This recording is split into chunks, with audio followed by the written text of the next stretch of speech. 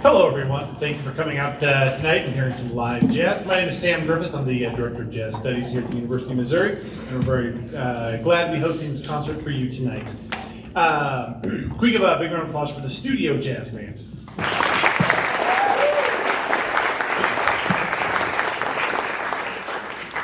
Every semester we pick one or two different themes for the different groups, and this semester Jesse Hamilton, the director of this group, decided to pick the Kansas City Suite by Benny Carter, which is a wonderful collection of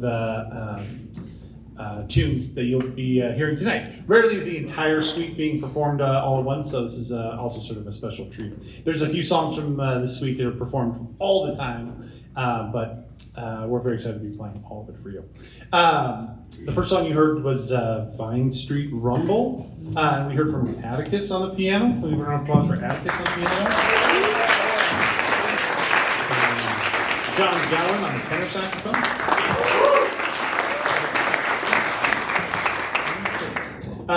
We're going to, in the spirit of the movement and keeping things moving, we won't talk between every song, so we're going to play a few songs for you in a row after this. But again, we can give another big round of applause for the Studio Jazz Band. The next song is Katie Dixon.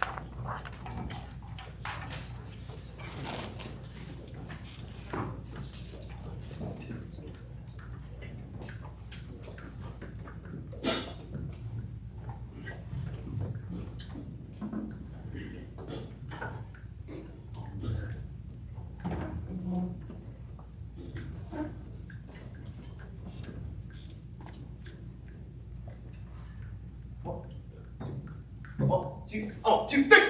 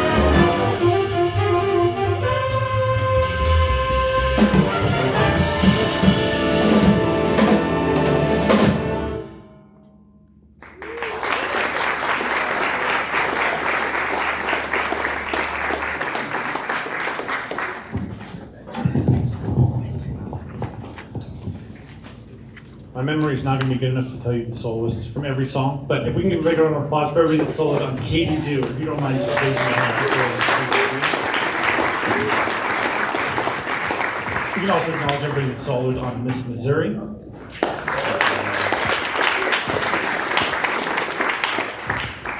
John, you solo on every song?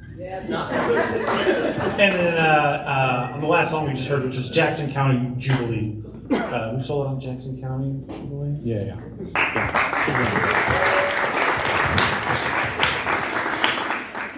This particular set of music resonates strongly with me because I have a great love for the music of Kansas City. I have a great love for the city of Kansas City. I am a Denver Broncos fan though, so my love. I teach a class here called Kansas City Jazz and Gangsters, where we look at the music of the 1920s and 30s, as well as how that sort of intersected with organized crime and the government during that time. It's a very fascinating class. I recommend everybody take it. It has provided me a lot of context for a lot of these songs, but to keep things moving, I won't go too deeply into any of it, but a lot of these songs were written for either specific areas or with sort of a specific mood in mind. The Kansas City dance band scene in the 1920s was rather incredible. There was very few laws. There was no curfew. Bands would play until 6 or 7 in the morning. They would start at 7 or 8 in the evening and then play till the break of dawn.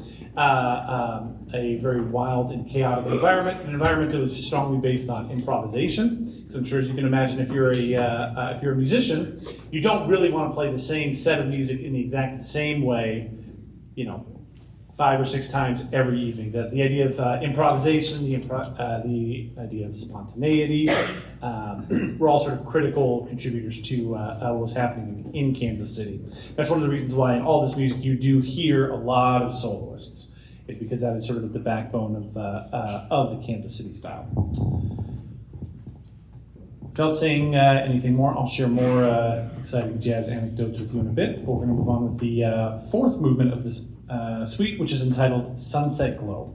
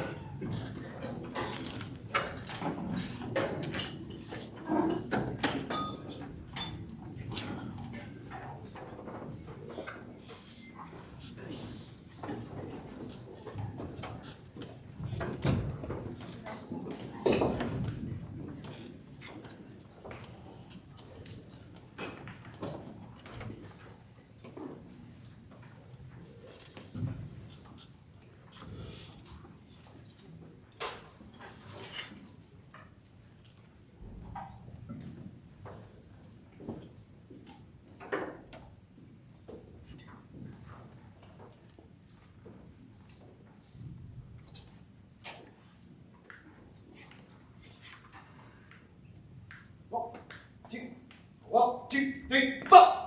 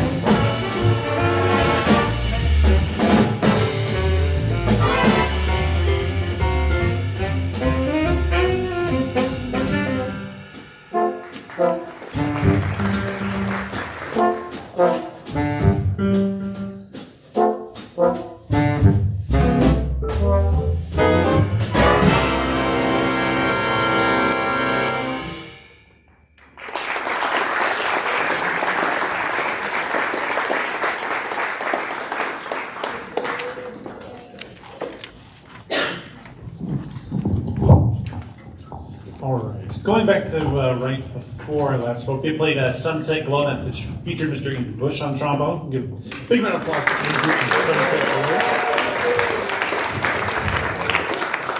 The next tune they played was entitled The Wiggle Walk. Who all soloed on the Wiggle Walk? We're surprised. Yeah, can we give a big round of applause for John on the Wiggle Walk?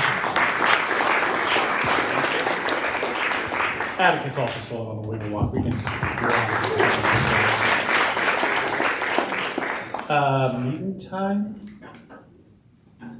Also John. We'll save that for later. Oh, Sophie. Yeah, can we give a big round of applause for Sophie on the top? And you soloed on Paseo Promenade. Oh, Abel. And Jackson. Can we give a big round of applause for the last tune, Paseo Promenade, is one of two songs in the Kansas City Suite named after significant streets in Kansas City. In 1893, there was a federal program entitled A City Beautiful that provided funding for roadways in cities across the United States. And Kansas City used that funding to create both Ward Parkway and the Paseo. And if you're from Kansas City, you've driven down those boulevards, I'm sure you're very familiar with how eloquent and beautiful, and so it's like just driving along the roads is sort of just a fun activity to do by itself. We're going to insert a song on your program. The legend is listed at the bottom of the page. The legend is actually not a movement of the Kansas City Suite, but is another piece of music written by Benny Carter, inspired by Kansas City musicians, in this case inspired by the great Count Basie. Count Basie was originally from New Jersey, but via vaudeville and theater shows ended up in Kansas City, and that was his home from roughly like 1925-ish through 1935-36.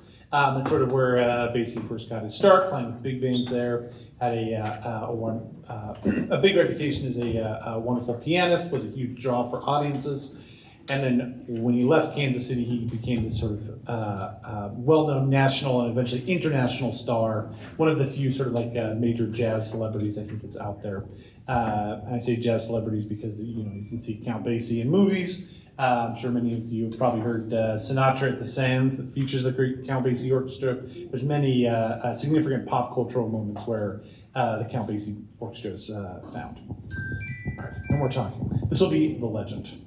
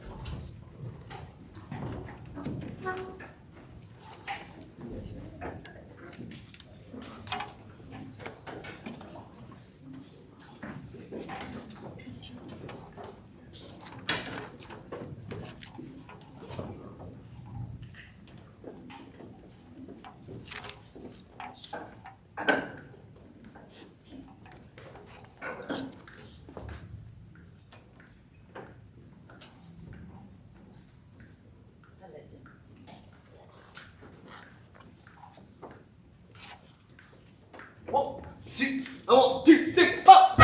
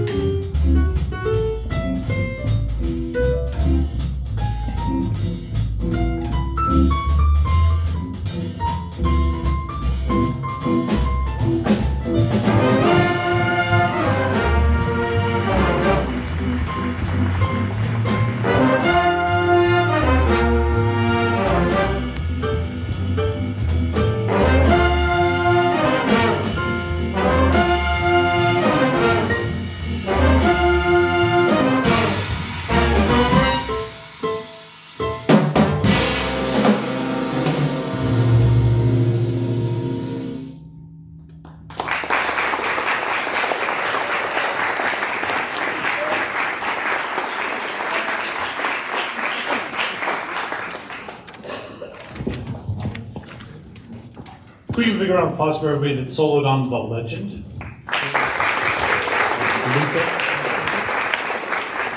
And then everybody that just soloed on Blue 5 Jive.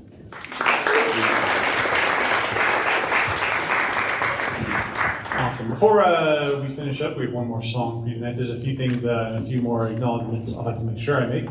First, if we can give Mr. Jesse Hamilton a big round of applause.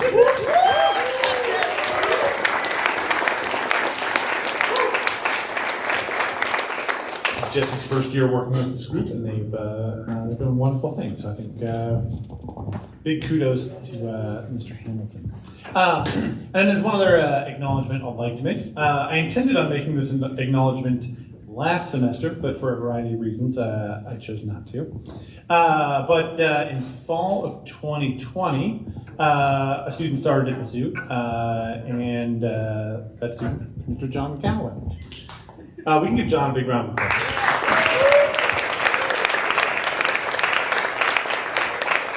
As I'm sure you can imagine, students come in and come out of the jazz studies program. Sometimes they stay a semester, sometimes they stay a year, sometimes they stay 5 years. In the case of John was very excited to sort of do all of it. John came in playing in a combo, and then found himself playing in the studio jazz band, and then found himself playing in the concert jazz band, and then found himself doing all the coursework necessary to complete the jazz certificate, and then found himself writing a piece of music that was played by the Maria Schneider Orchestra here in February, which is an awesome experience, and something that is an extremely rare event to have happen. I know when I was looking at people that who would be eligible for that, John was the first person that came to mind because he has an outstanding work ethic, and I knew that I knew he would get it done. As just a part of just acknowledging John, I think finished his undergraduate degree last semester. He's now working on a master's degree. I usually try to get everybody that's here for all 4 years, a little something. And I have two different gifts for John, one of which I'll show, the other one of which I will not show. But when John came in, there was also another student named Maverick Haley who also came in. Maverick was supposed to be playing in the trumpet section this semester, but unfortunately Maverick, like John, got a real job playing jazz band. John has found a way to have a real job and play in jazz band. Maverick could not, but for some reason Maverick had maybe an unhealthy obsession with fedoras, the hat. So I thought I would give John the Maverick Haley Jazz Fedora Award. Yeah, which is something that every true jazz musician.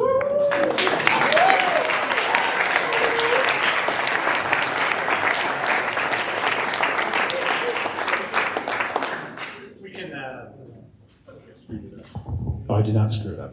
We can give John one more big round of applause for that.